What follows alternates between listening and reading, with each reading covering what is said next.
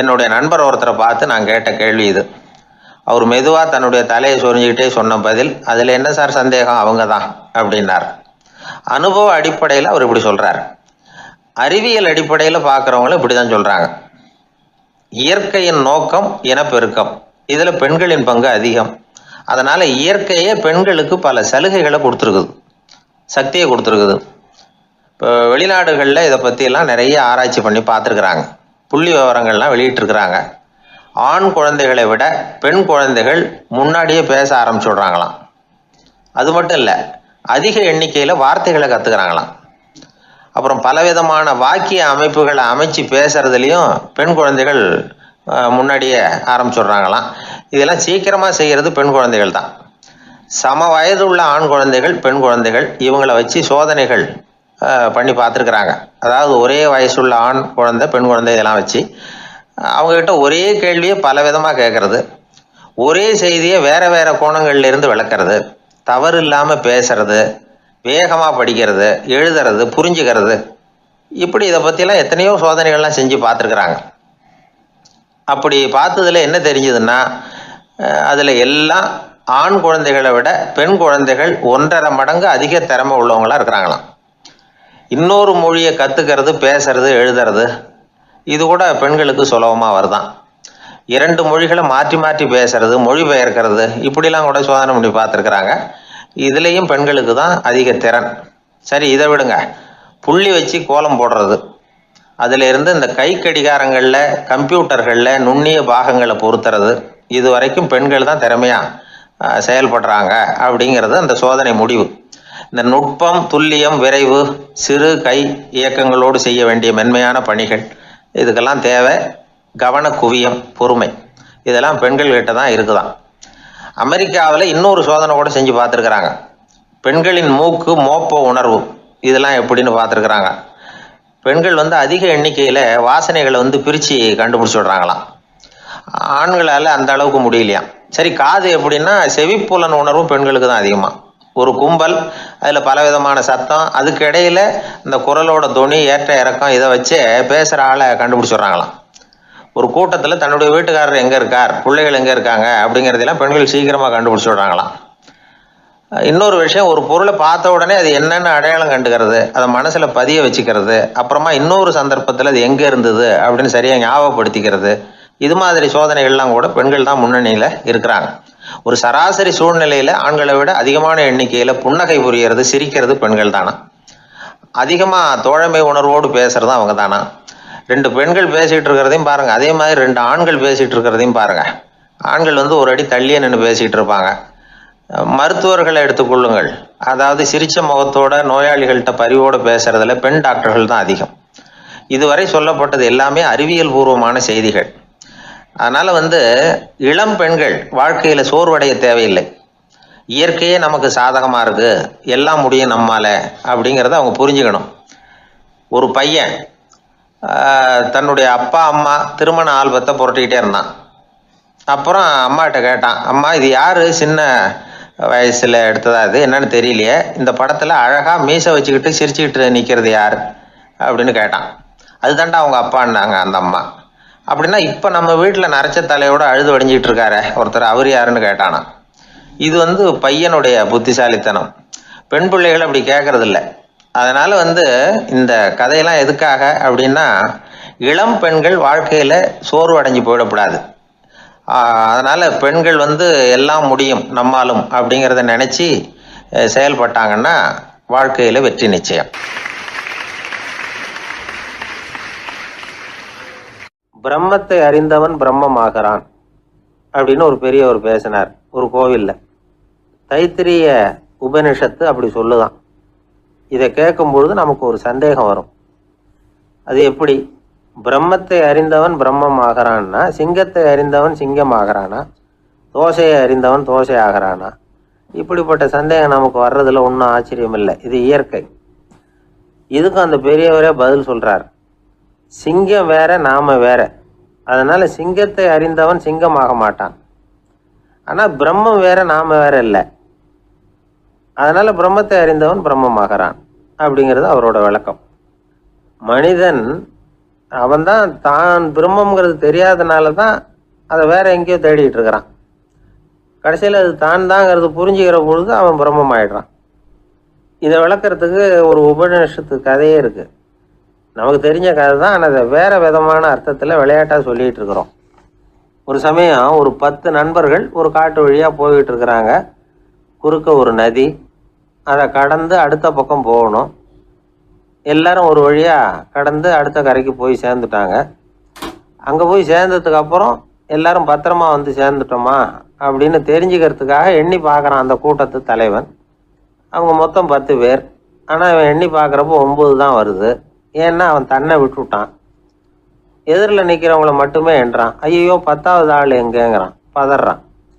சரி நீ இரு, நான் எண்ணி பார்க்குறேன்னு சொல்லிவிட்டு இன்னொருத்தன் வந்து எண்றான். அவனும் தன்னை விட்டுட்டு எண்றான். 9 தான் வருது. எல்லாரும் கொய்யோ முறையோன்னு கத்த ஆரம்பிச்சிட்டாங்க. அந்த சமயத்தில் ஒரு பெரியவர் அந்த பக்கமாக வர்றார். என்ன விஷயம்னு விசாரிக்கிறார். 10வது ஆள் 6 அடிச்சுட்டு போட்டுது அப்படின்னு சொல்லி இவங்க அழறாங்க. சரி அழாதீங்க அப்படின்னு சொல்லி அந்த தலைவனை பார்த்து இப்படி வாங்குறார். வர்றான். இப்போ எனக்கு முன்னாடி ஒரு தரம் எண்ணு பார்க்கலாம்ங்கிறார். 1 2 3ன்னு ஆரம்பித்து 9ல் வந்து முடிக்கிறான். உடனே பெரியவர் நீ தான் அந்த 10வது ஆள் அப்படிங்கிறார். இது உண்மை. நாம தான் அது. நாம தான் நம்மளை வேற எங்கேயோ தேடிட்டு இருக்கிறோம். நாம எங்கேயோ தேடிட்டு இருக்கிறோமே, அந்த பிரம்மம் நாம தான். இப்படி ஒரு பெரிய உண்மையை விளக்கறதுக்காக தான் அப்படி ஒரு கதை சொல்லப்பட்டது. ஆனால் அதை வந்து நாம் வேற விதமாக வேடிக்கையாக உபயோகப்படுத்திக்கிட்டு இருக்கிறோம். எப்படி தெரியுமா? ஒரு ஆத்தங்கரையில் ஒரு 10 பேர் முழிச்சுக்கிட்டே நின்றுக்கிட்டு இருந்தாங்களாம். அந்த பக்கமாக வந்த ஒருத்தன் ஏன் இப்படி முழிச்சுக்கிட்டு நிற்கிறீங்கன்னு கேட்டிருக்கிறான். எங்களுக்கு நீச்சல் தெரியாது, நாங்கள்லாம் அடுத்த கரைக்கு போய் சேரணும் அப்படின்னாங்களாம். சரி நாங்கள் விட்டுட்டு போய் விடுறேன். எல்லாரும் அக்கறைக்கு போய் சேர்ந்த உடனே ஆளுக்கு ₹1 வீதமாக மொத்தம் ₹10 எனக்கு கொடுக்கணும் அப்படின்ட்டுருக்கான் இவன். சரின்னு ஒத்துக்கிட்டாங்க. இவன் ஒவ்வொருத்தராக கையை பிடிச்சி மெதுவாக ஆற்றுல இறக்கி அழைச்சிட்டு போயிட்டான். 9 பேரை கரை சேர்த்துட்டான். 10வது ஆள் பாதி ஆற்றுல போயிட்டு இருக்கிறப்போ திடீர்னு வெள்ளம் வந்துட்டுது. புடி நழுவி போச்சு. கையை விட்டுட்டான். வெள்ளம் அடிச்சுட்டு போட்டுது. அழைச்சிட்டு வந்தவன் நீச்சல் அடித்து தடுமாறி கரைக்கு வந்து சேர்ந்துட்டான். கரையில் இருந்தவங்களுக்கு இந்த விஷயம் தெரியாது. இருந்தாலும் இவன் உடம்பு பூரா நனைஞ்சி கொஞ்சம் அதிகமாக மூச்சு வாங்க நின்றுக்கிட்டு இருந்தானா, ஏங்க ஏன் இப்படி மூச்சு வாங்குது, என்ன விஷயம் அப்படின்னு கேட்டாங்களாம். அதுக்கு இவன் கொஞ்சமாக அலட்டிக்காம சொன்னானா, வேற ஒன்றும் இல்லை, நீங்கள் கொடுக்க வேண்டிய ₹10 ₹1 குறைஞ்சி போச்சு அவ்வளவுதான் அப்படின்னானா. ஒரு அரசன், அவனுக்கு வயசாயிட்டுது. அதனாலேயே இந்த கவலை பயம் எல்லாமும் அதிகமாயிட்டுது.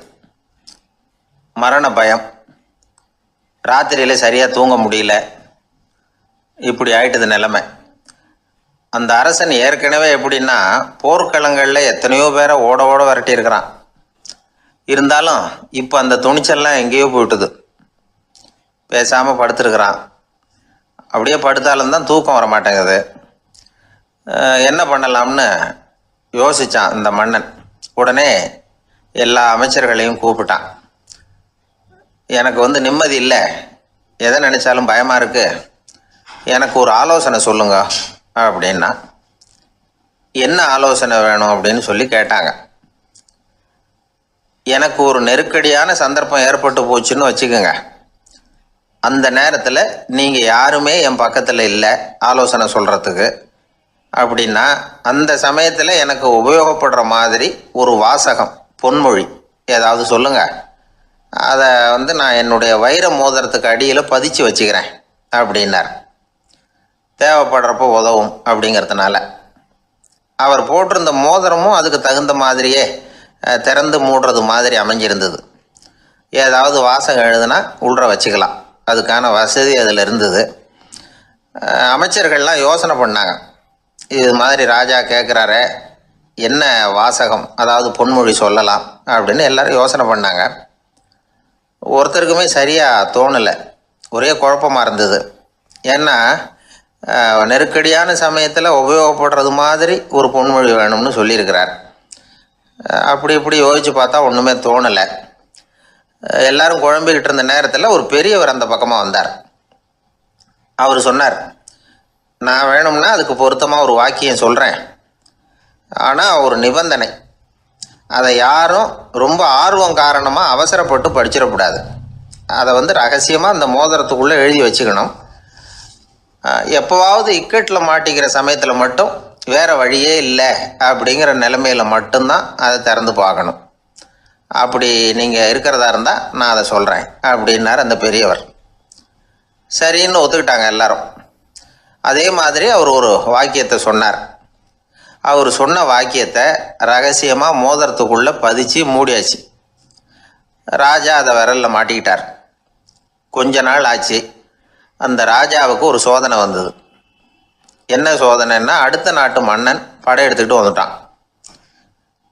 அவன் இவர்கிட்ட ஏற்கனவே தோற்று போனவன், ஒரு வெறியில் வந்திருக்கிறான். தோற்று போனவன் மறுபடியும் சண்டைக்கு வந்தால் எப்படி வருவானோ அப்படி வர்றான்.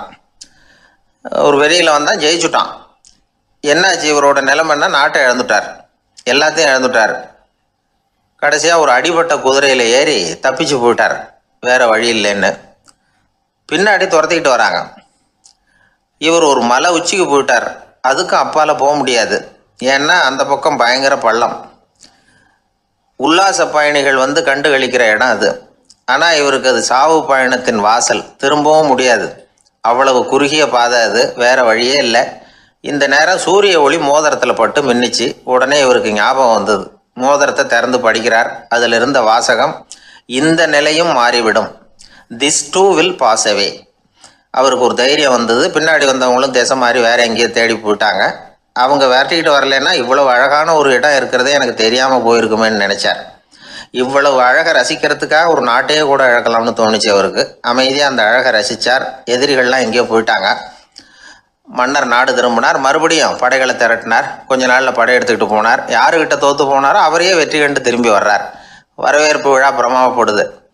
ஆடல் பாடல் கோலாகலம். இதை பார்த்ததும் அந்த ராஜாவுக்கு தலைகால புரியல. நம்மளை இனிமேல் யாராலையும் ஜெயிக்க முடியாதுன்னு நினச்சார். அகம்பாவம் லேசாக எட்டி பார்த்தது. இப்போ மறுபடியும் சூரிய ஒளிப்பட்டு மோதிரம் மின்னிச்சு. அதை திறந்து மறுபடியும் படிக்கிறார்.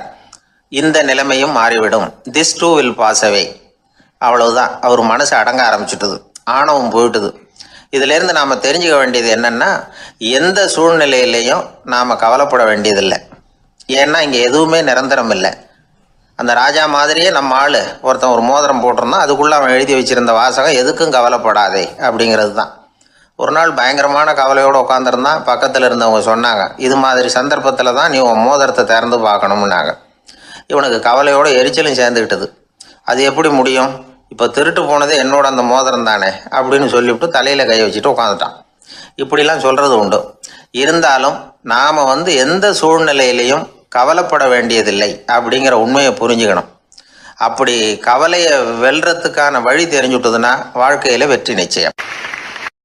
அந்த காலத்தில் அண்ணாமலை ரெட்டியார்னு ஒருத்தர் இருந்தார். அவர் வெங்கனூர் அப்படிங்கிற கிராமத்தில் இருந்தார். அங்கேருந்து விருத்தாசலம் கோவிலுக்கு தவறாமல் போயிட்டு வந்துக்கிட்டு இருந்தார். இடையில் வெள்ளாறு. அதில் ஒரு சமயம் வெள்ளம் வந்துட்டுது. இவரால் போக முடியல. அதோட விளைவு வெங்கனூர்லேயே ஒரு கோவில் கட்டணும் அப்படின்னு முடிவு பண்ணார், சிவாலயம். அந்த சமயத்தில் வடநாட்டில் பஞ்சம். அதனால் அங்கே இருந்த பல சிற்பிகள் தென்னாட்டை நோக்கி வர ஆரம்பித்தாங்க. அவங்க வெங்கனூர் வழியாக வர்றது தெரிஞ்சதும் இவர் போய் பார்த்தார். இங்கே ஒரு கோவில் கட்டணும், அதுக்கு நீங்கள் உதவணும்னார். பஞ்ச காலத்தில் இப்படி ஒரு வாய்ப்பு கிடைச்சதில் அவங்களுக்கும் ரொம்ப மகிழ்ச்சி. உற்சாகத்தோடு ஒத்துக்கிட்டாங்க. ஆலய திருப்பணி ஆரம்பமாச்சு. அவங்களுக்கு வேண்டிய எல்லா வசதிகளையும் இவர் செஞ்சு கொடுத்தார். அவங்களுக்கு எந்த குறையும் இல்லாமல் பார்த்துக்கிட்டார். அது மட்டும் இல்லை, ஒவ்வொரு நாளும் அங்கே வருவார். உங்களுக்கு என்ன வேணும், எது வேணும்னு கேட்பார். ஏதாவது குறை இருந்தால் சொல்லுவாங்க, உடனே தீர்த்து வைப்பார். இவரும் கேட்பார், எந்த குறையாக இருந்தாலும் என்கிட்ட சொல்லுங்க அப்படின்னு சொல்லுவார். அதை தவிர இவராகவே கவனித்தும் அவங்களுக்கு என்னென்ன தேவைங்கிறத கண்டுபிடிச்சி அதையெல்லாம் கொடுத்துக்கிட்டு இருப்பார். என்ன தேவைன்னாலும் அதை நிறைவேற்றி வச்சுருவார். அந்த சிற்பிகளின் தலைவன் ஒருத்தன், அந்த ஆளுக்கு வெத்தலை பாக்கு போடுறது பழக்கம். இதை தெரிஞ்சுக்கிட்டு அதுக்காகவே ஒரு ஆளை ஏற்பாடு பண்ணார். வேணுங்கிறப்போலாம் நீ வெத்தலை சிவல் மடித்து கொடுக்க வேண்டியது உன் வேலை அப்படின்னு ஒருத்தனை ஏற்பாடு பண்ணிட்டார். இப்படியெல்லாம் செஞ்சதும் அவங்களுக்கும் ரொம்ப உற்சாகம். ரொம்ப பொறுப்பாக சிற்ப வேலைகளை செஞ்சுக்கிட்டு இருக்கிறாங்க. ஒரு நாள் என்னாச்சு தெரியுமா, அந்த சிற்பிகளின் தலைவன் ரொம்ப நுணுக்கமாக ஒரு வேலையை செஞ்சுக்கிட்டு இருக்கிறான். சாரம் போட்டு அது மேலே படுத்துக்கிட்டு அண்ணாந்து பார்த்து உச்சியில் நுணுக்கமான சிற்பங்களை உருவாக்கிக்கிட்டு இருக்கான். சிற்பியின் கவனம் செதறப்படாதுங்கிறதுனால இவர் மெதுவாக சத்தம் போடாமல் கிட்ட போய் நின்று அதை கவனிச்சிக்கிட்டு இருக்கிறார். அந்த சிற்பி வழக்கம் போல் வெத்தலை பாக்குக்காக இடது கையை கீழே நீட்டினான். அந்த சமயம் பார்த்து அவருக்கு தாம்பூலம் கொடுக்குறவன் அங்கே இல்லை, எங்கேயோ போயிருக்கிறான். அண்ணாமலை ரெட்டியார் என்ன பண்ணார் தெரியுமா? தனக்காக கொடுக்கப்பட்ட தாம்பூலத்தை வாங்கி சிற்பியின் கையில் கொடுக்குறார். அவன் வாங்கி போட்டுக்கிட்டான். இது என்ன இன்னைக்கு வெத்தலை சீவல் வேறு மாதிரி இருக்குது, வாசனை தாம்பூலமாக இருக்குது அப்படின்னு யோசனை பண்ணிவிட்டு கீழே திரும்பி பார்க்குறார். பார்த்தா ரெட்டியார் மறுபடியும் சிற்பி கை நீட்டும் பொழுது கொடுக்கறதுக்காக தாம்பூலத்தை மடித்து வாங்கி வச்சுக்கிட்டு தயாராக நிற்கிறார். சிற்பிக்கு அதிர்ச்சி. உடனே பொத்துன்னு கீழே குதிச்சான். ஐயா, என்ன இது நீங்களா அப்படின்னா. இவர் சொன்னார், நான் ஒன்றும் தப்பு பண்ணலையே, உன்னுடைய கை புண்ணியம் செஞ்ச கை, கோயில் கட்டுற கை, அந்த கைக்கு தாம்பூலம் கொடுக்கறதுல என்ன தப்பு அப்படின்னாராம். ஏற்கனவே பஞ்சத்தில் அடிபட்டு வந்த எங்களை நீங்கள் ஆதரிச்சதே பெரிய விஷயம். இந்த செயல் என்னை ஒரு பெரிய கடனாளி ஆகிவிட்டுது. ஐயா, எங்களுக்கு உணவு உடை இதை மட்டும் நீங்கள் கொடுத்தா போதும், ஊதியம்னு எதுவும் வாங்க மாட்டோம் அப்படின்னு நானும். அந்த சிற்பி எவ்வளோ வற்புறுத்தியும் எதுவும் வாங்கிக்கலையாம். இந்த செய்தியை தமிழ் தாத்தா டாக்டர் ஊவேசா சொல்லியிருக்கிறார். அந்த காலத்தில் எப்படிப்பட்டவங்கெல்லாம் வாழ்ந்துருக்கிறாங்க பாருங்கள். இந்த காலத்தில் ஒருத்தர் கோவில் கட்டினார், வேலை செய்கிற எல்லாருக்கும் சாப்பாடு போடுவார். சிற்ப வேலை செஞ்சுட்டு சாப்பிட வர்ற ஒவ்வொருத்தர் கையையும் அன்பாக பிடிச்சி முத்தம் கொடுத்து உள்ளே அனுப்புவார். அந்த கைகளுக்கு நீங்கள் கொடுக்குற மரியாதையாது அப்படின்னு கேட்டாங்க. அது இல்லைங்க, ஏற்கனவே முதல் பந்தியில் சாப்பிட வந்தவன் மறுபடியும் வர்றானான்னு கண்டுபிடிக்கிறதுக்காக கையை பிடிச்சி மோந்து பார்க்குறேன் அப்படின்னாராம் அவர். ஒரு தடவை கலைவாணர் NS கிருஷ்ணன் பேராசிரியர் கல்கியை சந்தித்து பேசிக்கிட்டு இருந்தாராம். கலைவாணர் கல்கியை பார்த்து, எனக்கு கதை எழுத ஆசையாக இருக்குது, எப்படி எழுதுறதுன்னு கேட்டாராம். கதை எழுதுறதுக்கு 4 மை வேணும்னாராம் கல்கி. அப்படியா, அப்படின்னா என்னென்ன கலர் மை அப்படின்னு கேட்டிருக்காரு கலைவாணர் சிரிச்சுக்கிட்டே. நான் சொன்னது கலர் மை இல்லை, அது வேற மை.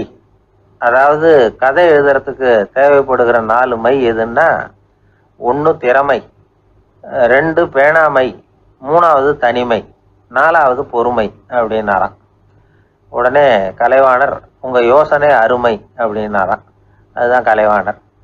பொதுவாக எழுத்தாளர்கள் எழுதுகிற மாதிரி நடந்துக்கிறது இல்லை, ஆனால் கலைவாணர் என்ன சொல்லுவாரோ அதே மாதிரி நடந்துக்குவார். எல்லாருக்கும் எல்லாம் கிடைக்கணுங்கிற கருத்தை சினிமா படங்களில் வலியுறுத்துவார். அதே மாதிரி நடைமுறை வாழ்க்கையிலேயும் எல்லாருக்கும் எல்லாமும் கொடுப்பார்.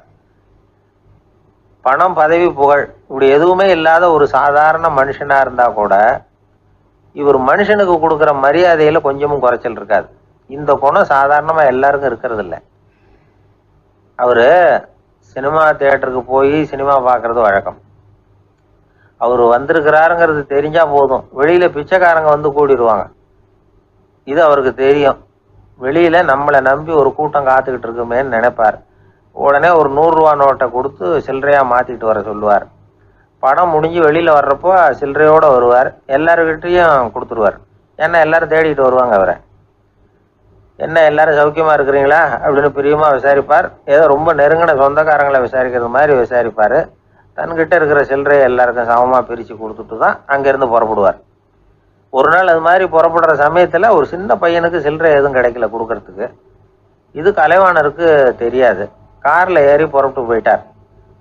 அந்த பையன் காரை பிடிச்சிக்கிட்டு பின்னாடியே ஓடியாந்துருக்கிறான். ஐயா, நீங்களே இல்லைன்னு சொன்னால் நான் என்ன பண்ணுறது, இன்னைக்கு பட்னி தான், அம்மாவுக்கு வேற உடம்பு சரியில்லை அப்படின்னு கத்திக்கிட்டே ஓடியாந்தானா. கலைவாணர் கவனிச்சுட்டார். உடனே காரை நிறுத்த சொன்னார். இறங்கினார். அந்த சின்ன பையனை கட்டி பிடிச்சிக்கிட்டு, என்னை மன்னிச்சுக்கப்பா, நான் கவனிக்காமல் வந்துட்டேன் அப்படின்னு சொல்லி அழ ஆரம்பிச்சிட்டாராம். இன்னொரு தடவை இதே மாதிரி ஒரு தியேட்டர்லேருந்து வெளியில் வந்திருக்கிறார். ஒரு ஆள் அவர்கிட்ட நின்றுருக்கார். அவர் கொடுக்கறதுக்கு இவர்கிட்ட பணம் இல்லை. பணம் இல்லையாப்பா அப்படின்னாராம். உங்ககிட்டே இல்லையா அப்படின்னாராம் அவர். கலைவாணருக்கு மனசு ரொம்ப சங்கடமாக போச்சு. உடனே புறப்பட்டு வீட்டுக்கு போனார். அங்கே இங்கே தேடி பார்த்து அங்கேருந்த கொஞ்சம் நெஞ்ச சில்லறையை எடுத்தார். காரு டிரைவரை கூப்பிட்டார். தியேட்டர் வாசலில் நின்றுக்கிட்டு இருந்த ஆசாமியோட அங்க அடையாளங்களை சொன்னார். காரை எடுத்துகிட்டு போய் அந்த ஆளை கண்டுபிடிச்சி இந்த காசை கொடுத்துட்டு வா அப்படின்னு அனுப்பி வச்சாராம். பிச்சை போடுறதுக்காக காரை அனுப்புனதாக வேற யாரை பற்றியாவது நீங்கள் கேள்விப்பட்டிருக்கிறீங்களா? அவர் ஒரு வித்தியாசமான மனிதர், வித்தியாசமான கலைஞர். கலைவாணரோட சகோதரர் கல்யாணம் நடந்தது. அதில் தியாகராஜ பாகவதர் கச்சேரி. கச்சேரி முடிஞ்ச உடனே அதுல சம்பந்தப்பட்ட கலைஞர்களுக்கெல்லாம் கலைவாணர் பரிசுகள் கொடுக்குறார். அந்த கச்சேரியில கடம் வாசிச்சவருக்கு மட்டும் மற்ற எல்லாருக்கும் கொடுத்ததை விட பெருசா ஒரு வெள்ளி கோப்பையை பரிசா கொடுத்தாராம். மற்றவங்களுக்கெல்லாம் சின்னதா கொடுத்துட்டு கட வித்துவானுக்கு மட்டும் பெருசா பரிசு கொடுக்குறீங்களே ஏன்னு கேட்டிருக்கிறாங்க. அதுக்கு கலைவாணர் விளக்கம் கொடுத்தாராம். இப்பெல்லாம் ரயில்ல கூட்டம் அதிகங்கிறது உங்களுக்கு எல்லாருக்கும் தெரியும். இந்த வித்துவான் இவ்வளவு பெரிய மண்பானைய ரயில்ல ரொம்ப பத்திரமா உடையாம ரொம்ப தூரத்துல இருந்து கொண்டு வந்திருக்கிறாரே, அது என்ன சாமான்யமான காரியமா? அவரோட அந்த சாமர்த்தியத்தை பாராட்டுறதுக்காக தான்